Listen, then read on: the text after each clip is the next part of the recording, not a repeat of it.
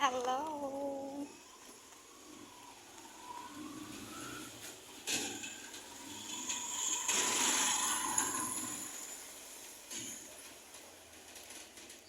Hello guys. Ayan.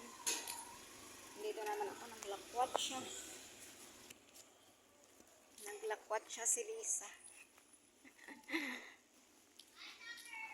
Ayan. Ayan, namili lang ako guys. May binili lang ako sa ano. Ng grocery. Ng grocery lang ako. Uy. May ano, may mama nagsasalita. Ang ganda ng ano dito.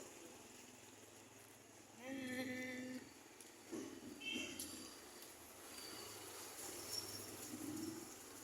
Ganda ng bulaklak dito. Ano? Ganda ng bulaklak.